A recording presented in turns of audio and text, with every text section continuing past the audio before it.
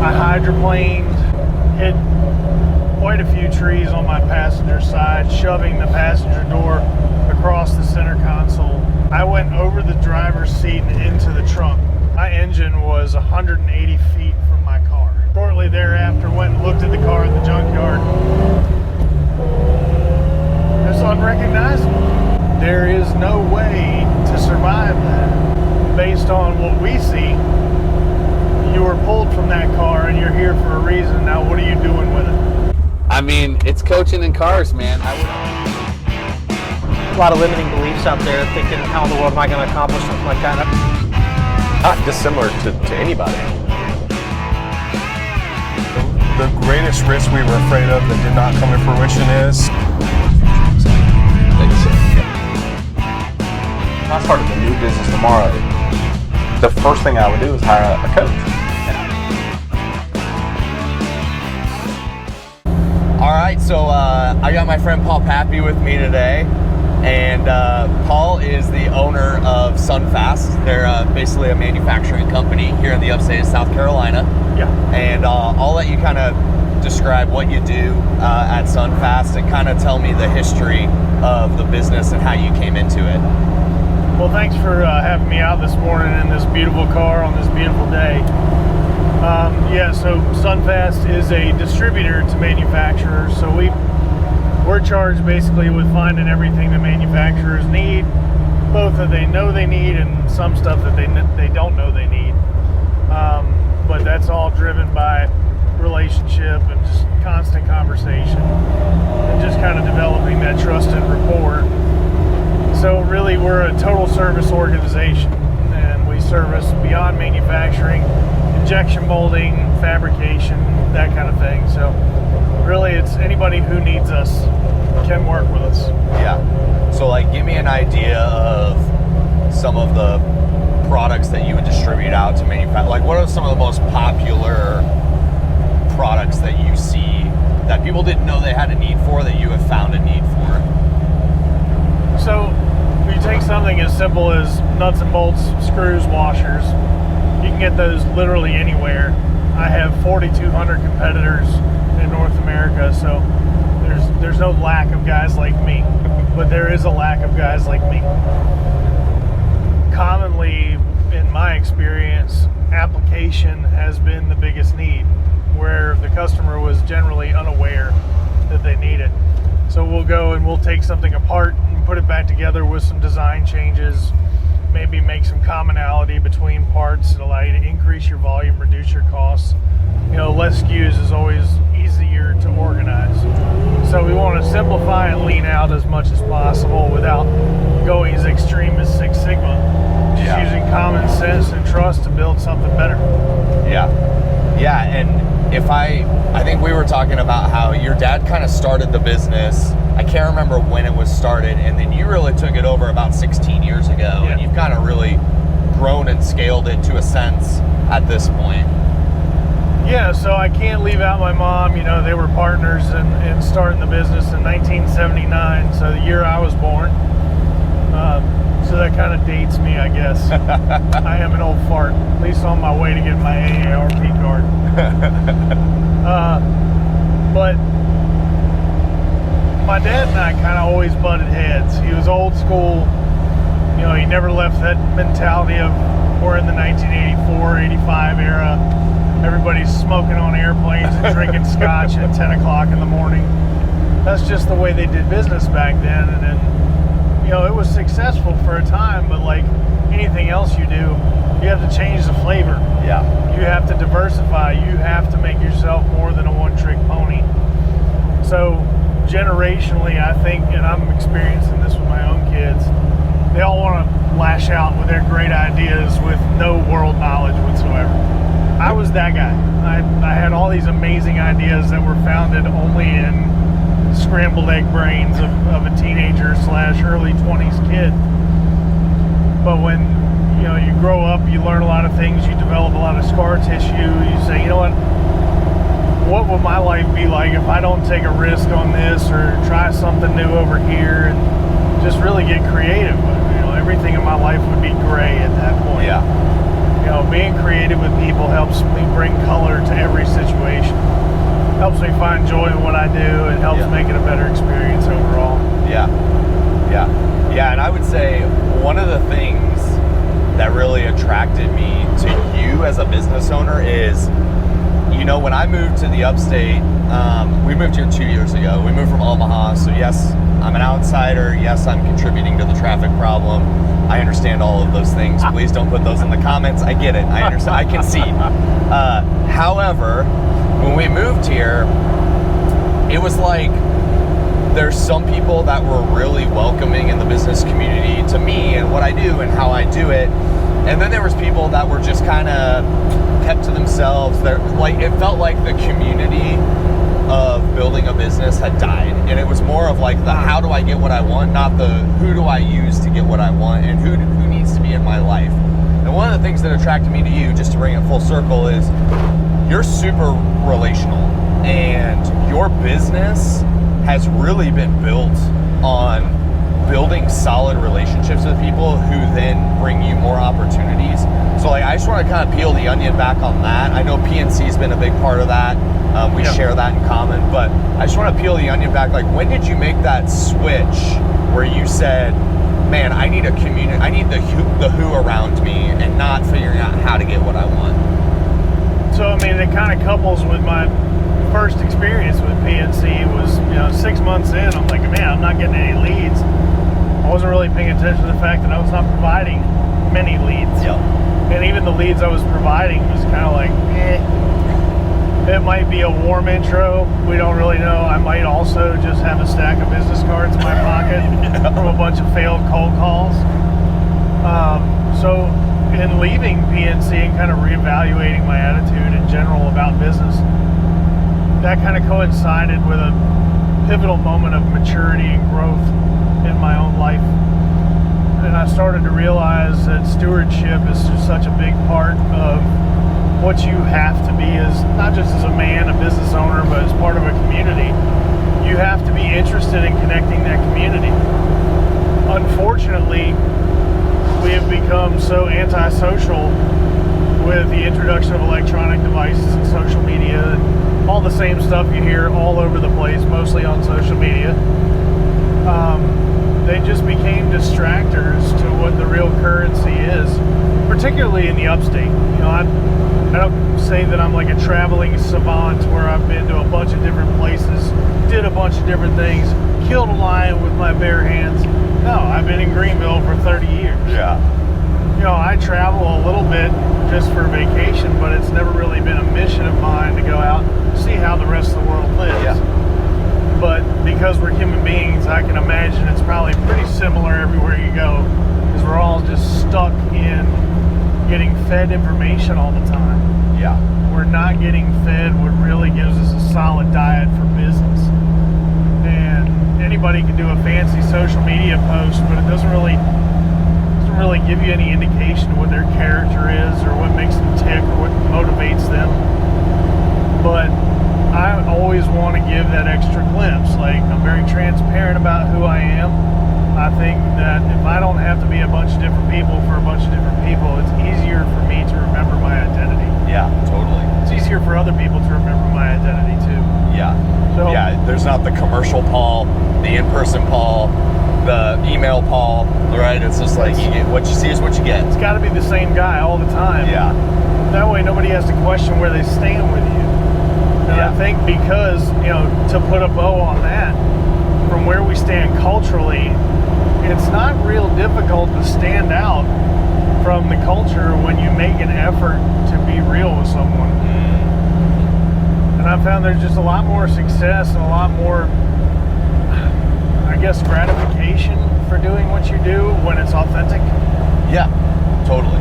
Yeah, when it's not forced. I mean, there's a 1,000 coaches out there, right? And they all are looking to get business. And it's like, I want to help people out too. Like, I want to help businesses. I believe in what I do. I believe in how I do it so deeply that, I feel like everybody should benefit from that. But more than anything, man, like, I'm like a puppy. I just want to be friends with everybody. Yeah, scratch Sometimes my I pee on belly, the floor, but you know, I just want to be friends with everybody. And at the end of the day, like, I just know that, you know, in the last business that I was in, I was taught this concept of the ripple effect, which is, you know, if you throw a pebble in a lake or a pond or whatever, everybody around here is lake people. You throw a pebble in the lake, what you see where it hits is very small, but then the ripples, as they continue to go out towards the bank, get bigger and bigger and bigger, right? So if you think about that from a business development standpoint, you know, when you and I connected, that was the pebble, but you have a bunch of people that are ripples. I have a bunch of people that are ripples, and those people have their own ripple, and like all of a sudden it just starts to create this thing that grows really like on its own. And that's what you know, we keep plugging PNC, but that's what I really love about PNC is that it's kept that concept to the heart of, it's about the people, it's not about the leads. It's about like, let's just be really good people, let's give back to our community, and let's meet a lot of other really good people. And I love that.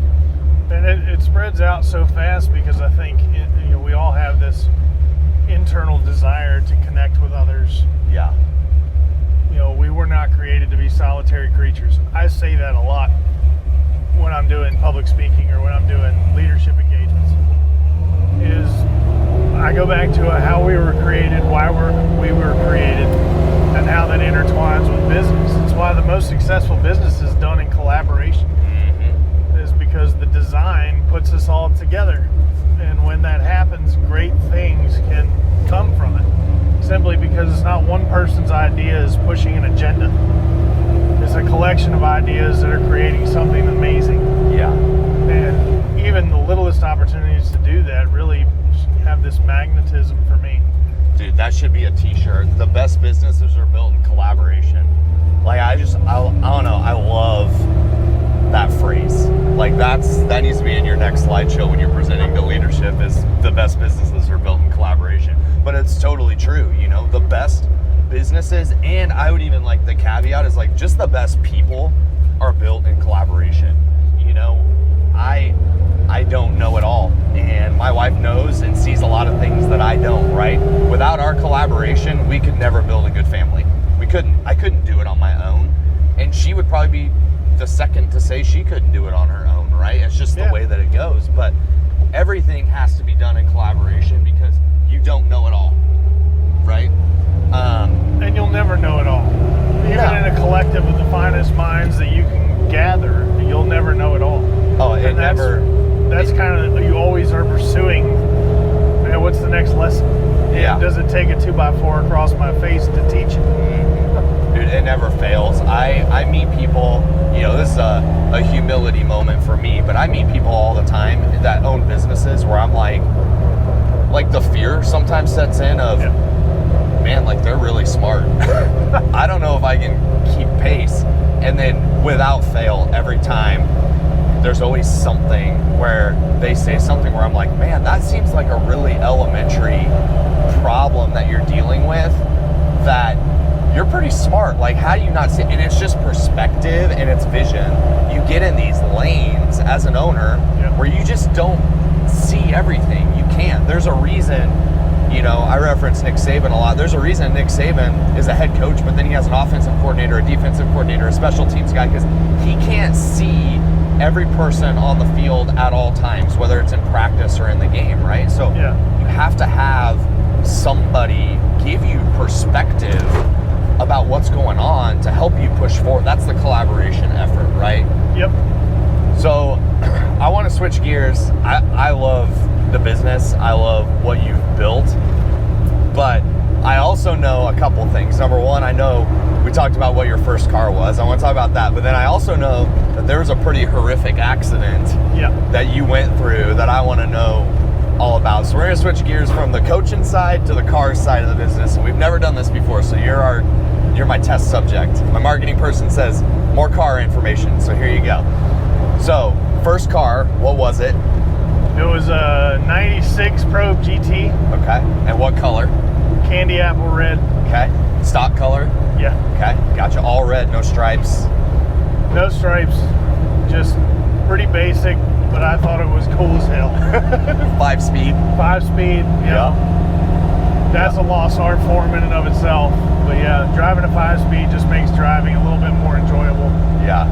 And we talked about that off camera, how nobody knows how to drive a stick anymore. Yeah. And how it's dying. And even car manufacturers are not selling sticks anymore. There's literally a top 10 list on Facebook right now that's like the top 10 cars that you can buy that still have a stick in them. That's a problem. But then you got Elon Musk on the other side of it that says, I'm going to put a giant phone or tablet on your dashboard. And everyone's like, yep, that's the stuff right there. I want to drive as distracted as possible. Maybe it'll be tap gears. First gear, second gear, third gear. Eventually it'll just say second, yeah. third, yeah. fourth. I usually say it as I'm shifting. You know, like, was it Cheech and Chong when he says it as he's going? So first car, Ford Probe, 92. Wait, 96. 96. Yeah. Candy apple red, 6-cylinder with a 5-speed. Yeah. And you had a pretty horrific situation in that car. So walk me through that. So, like any other teenager, you think you know everything, including how to handle a vehicle, especially when it's pouring down rain. So I lived on Glassy Mountain when I was in high school. I went to Blue Ridge, and anyway, you have to go down Highway 101 kind of through the country. Yep. Oh, yeah. I say through the country as if you ever made it out the other side of the country, but no, it was dead in the center of the country. So coming down 101, just hit some standing water at about 75 miles an hour. I hydroplaned, hit quite a few trees on my passenger side, shoving the passenger door across the center console. I would say there's probably less room between the headrests and the roof in the Probe.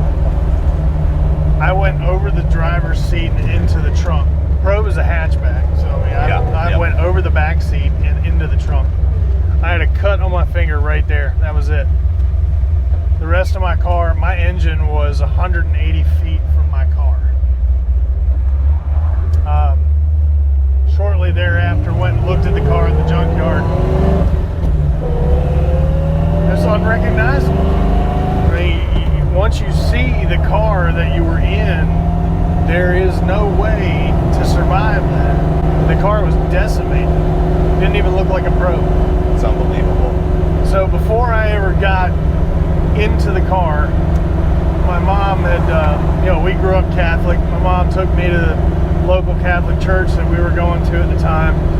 Put a St. Christopher's medal on my sun visor. Had the priest bless the car. Yeah. So you go back and look at the pictures of the car. The driver door would still open and close. The entire driver's compartment was untouched.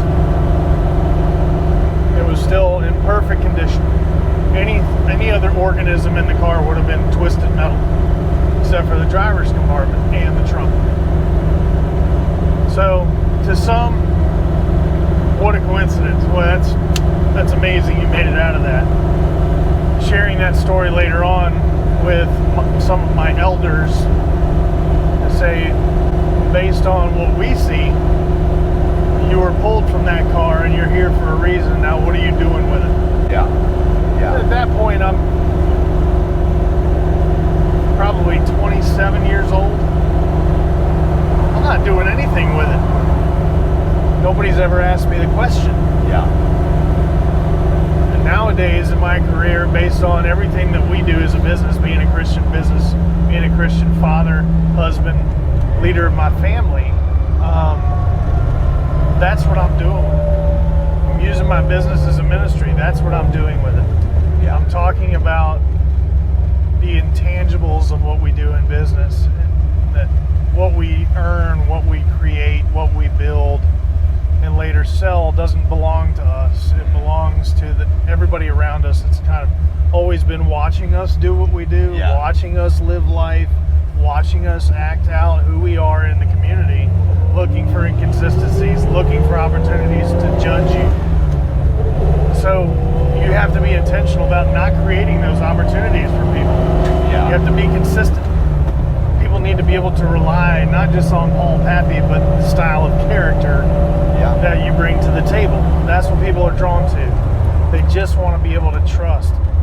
And so, using my accident where every single first responder at that scene knew they were going to find a mangled dead body. But after they cut me out of the back of the car, I walked away from it. Literally. Dude, I got like emotional when you were telling me that story. That's crazy. Yeah, I mean, you know, everybody's been on their own faith journey, or some people haven't, whatever. I myself have been on, you know, it's a journey, right? And, you know, hearing things like that is just affirmation over and over and over again that amazing things can happen when you have a good relationship with God, right? And you know, amazing things can happen. Just leave it at that, right? And I would go so far to say a relationship with God. I mean, my relationship with him has not always been good. Yeah, fair. We fight a lot. We argue about some things. We ignore each other.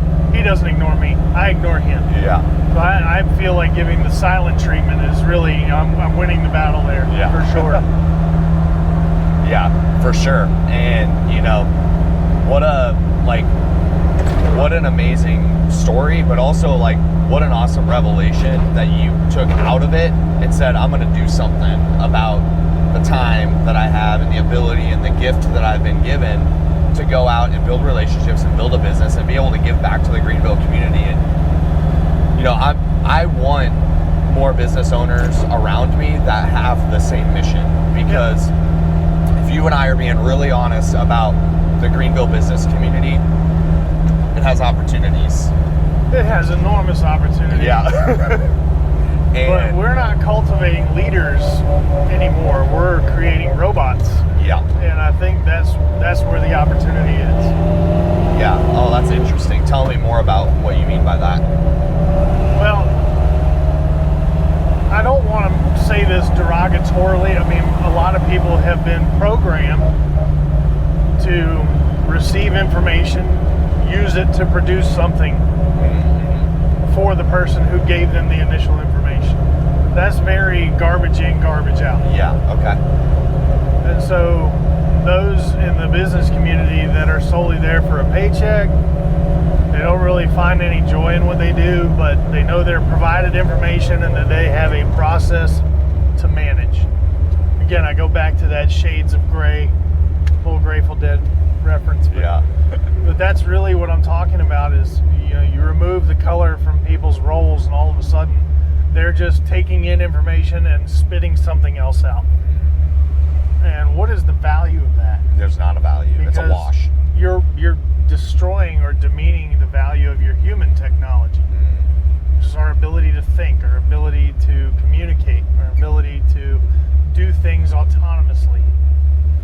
And I'm worried, genuinely, that we're losing that as part of our culture. We're not training people to be leaders. We're training people to do what they're told. Yeah. So my philosophy at Sonfast is I'm going to tell you what you need to do the job. I'm going to provide you the resources to do it. I'll send you to third-party training. You can go back to school if that's what you want to do. And I'll help you build a resume. I'll help you build your skill set to where you've got value proposition. If you were to ever leave, I want to train you to do so. Yeah. I don't ever want you to, but at the end of the day, it's my job to prepare you for what's next, whether that's inside Sonfast or out there. Yeah. The responsibility has been bestowed upon me now as your employer to make you better. Yeah. And to not make you suck. That's so right. I'm going to do that because at the end of the day, your name's on it, right? But also, like, that's what builds culture inside of an organization. Culture's such a ridiculous, subjective word, but ultimately that's what builds, like, a following inside of a business, you know? I talk about, obviously, you know, I'm a Nebraska football fan, right? But I talk about how I became a Nebraska fan. Most people are like, oh, when they won in the 90s, you were a bandwagon fan. And it's like, well, I'm not really bandwagon because we've sucked for the last 25 years. I'm a Miami fan. Still, yeah. I'm with you, brother. So, but I became a Nebraska fan because I remember when I was a little kid, I remember two things One was the prayer that they said before every single game as a team. Same prayer, same words every single time. And I remember it, and I could recite it from memory as a little kid. Number 2 is touching the horseshoe. When they walk out, every single game at home, they touch the horseshoe, right? I think the horseshoe travels with them now too. So, but anyways, I remember those 2 things. And when I think what connects me to Nebraska football, it's those things, right? I can't get that particular set of behaviors with another team, and my heart is connected to that. So you flip that to a business, there's a particular set of behaviors that you expect and that define the culture of your organization that everybody has to fit into and be connected to, so much so that they would want to wear your shirt or your hat or whatever, out in public and hold doors for people. And like, that's the ripple effect of being a really good steward of a business, right? But your take on the business community here is, 1, I agree, but 2, it's just a very interesting articulation of what I think a lot of us feel in Greenville, but nobody can really I'm trying to solve it. I'm trying to be a resource and help. You're doing the same. But we need more people that are willing to say, hey, we can be better as a business community. Let's collaborate and let's just be really, really good as a business community here. There's a lot of would-be leaders that are either in a position of leadership or want to be in one that refuse to acknowledge what they don't know. Yeah. And they walk into a lot of situations thinking they've got it all figured out when they don't. They've never had anybody challenge them with tough questions. How would you deal with this situationally, whatever this may be? And until you're in that situation, you don't really know for sure. Yeah. You've got a bullet point list that says, okay, if I'm hip deep in crap, this is the checklist that I've got to go through to make sure I can crawl my way out. Yeah. The problem is, you find yourself hip deep in crap, chances are you ain't there by yourself. If you put yourself there, you put everybody else in it too. Yeah. And if you're not willing to share your bulleted list or your plan for escape with the rest of the people that you dragged into it with you, you're not a leader. Yeah. Yeah. And you got to show them how to get out. It's like when you're on a crashing airplane, the stewardess always says, in the event the oxygen masks come down, if you're traveling with a small child, place the mask on yourself first and then your child. Yeah. I'm sorry, if the plane is going down and something drops down in front of my face, if my heart hasn't exploded from anxiety already, the oxygen mask blowing out of the ceiling is certainly going to finish the job. But wait, let me think about this person after I get done crapping my pants. Yeah. That's funny. I have to come back to reality at some point and say, even though the end is imminent, I still have a responsibility to deal with this that's hanging right in front of my face. Yeah. So how do you do that? I mean, as a leader, it's like, how do you deal with an oxygen mask when everything else around you is just crashing? People next to you are looking to you saying, now, how are you so calm? Yep. Yeah, I think there's 2 things. Number 1, you have to be systematized in a business. Like, you have to have a system where you can run ideas, issues, and opportunities through and talk about those and solve them in the moment, logically. So, there's this systemization that you have to have in a business that you can just, run through the manufacturing. Here's the assembly line of ideas. Boom, boom, boom, boom, boom, right? And we make a decision, we produce a good idea on the back end. The other thing that, you look at the Steve Jobses, the Elons, all of those people, what they do really well as leaders is they're really good at predicting. They're really good at predicting in the short term, and they're really good at predicting in the long term. So in the short term, that is, the issues and opportunities that come up on a weekly basis. They're really good at taking those issues and opportunities, solving them, and then predicting a short-term outcome by giving to-dos out, and everybody executes on their to-dos, and they have short-term initiatives. The long-term prediction is where's the market heading. They have a really, really good pulse on the market, and they always know what's the next thing. So much so that they almost like self-fulfill their own prophecy. You know, like Steve Jobs imagined a world where you could have internet on a phone, but also have your iPod on your phone and all of these things. The product in which was created was the iPhone, right? But his prediction was there will be mobile internet, there will be a mobile music option, there will be these things. It just so happened that they produced an iPhone. So his ability to long-term predict was really, really key. And so you think about like predicting in the short term and predicting in the long term. If you can predict those outcomes with a certain level of accuracy, you can really move the ball forward, like at a high level. Yeah, and all those guys did was plant seeds. They watched enough plants grow from the seeds they planted. They could see basically where the next crop was going to yield. Yep. And some would call that visionary. I call it wise. Yeah. Experienced. They've watched enough crops die as well to where they know where to plant, they know the nutrients they need for the soil. Totally. You know, to carry the metaphor out to this whole farming thing, the planting of the seeds is the action that cultivates that opportunity you're talking about in the Greenville business community. Yeah. The right people planting those seeds now with another group collaboratively watering and fertilizing those seeds and watching them grow, providing a place for them to grow. That's all of this. Everything we see around us. And it's full of really awesome people generationally, but from all over the country, all over the world even. And I just think that's awesome. I love working with some of these people that are not from here, especially not even from the United States, that have their different ways of doing things, the ways that I've never seen. Yeah. And if you're spending enough time with people that think and see things differently than you, you'll start to adopt some of that philosophy. You'll start to draw some of their creativity out and make it your own. Yeah. Yeah. So, Rob Nielsen, you know Rob. Yep. One of the greatest things he ever said was at Spartanburg manufacturing meeting for PNC. He said, Rob, what are your asks today? He said, I ask that you know everybody. And I just kind of hung on that. Know everybody. You know, today's janitor is tomorrow's CEO. Yeah.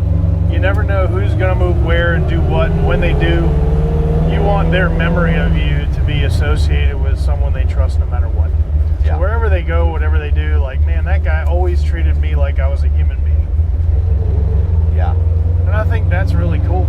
You know, just expose yourself to as many different ideas as possible.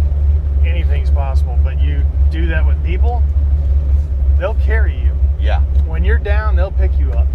They'll take you where you need to go.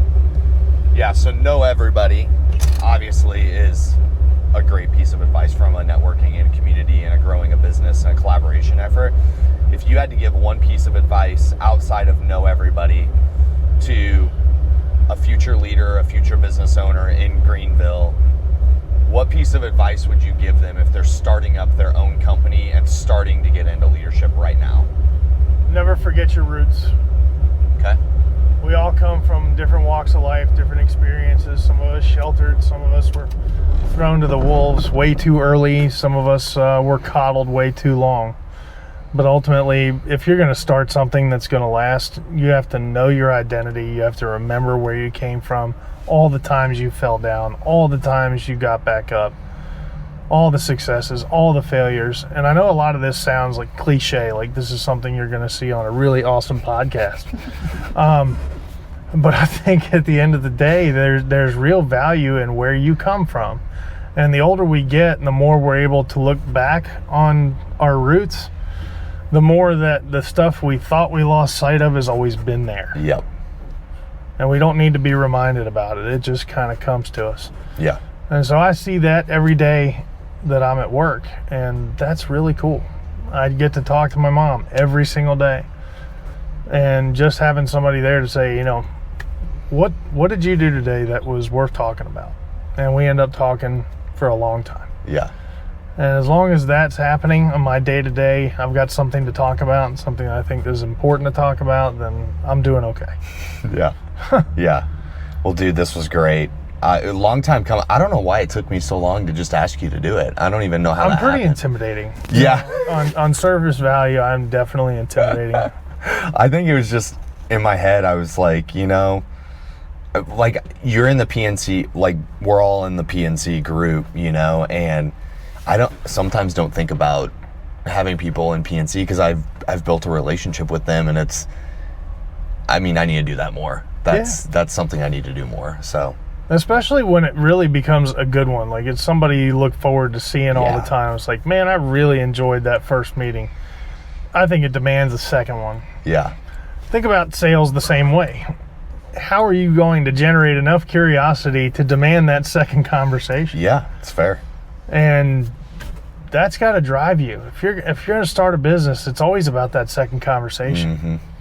That passing encounter can become something amazing if you're going to chase after it. But if you just let it be, it's going to disappear naturally. Yep, totally. Yeah.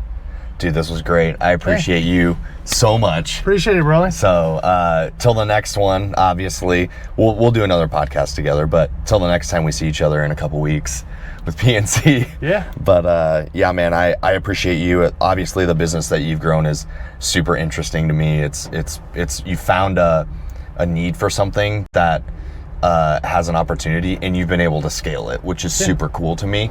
And this is just the beginning of the journey. I agree. I know you guys are on a rocket ship, and I know you're going to continue to be, but it's a cool story.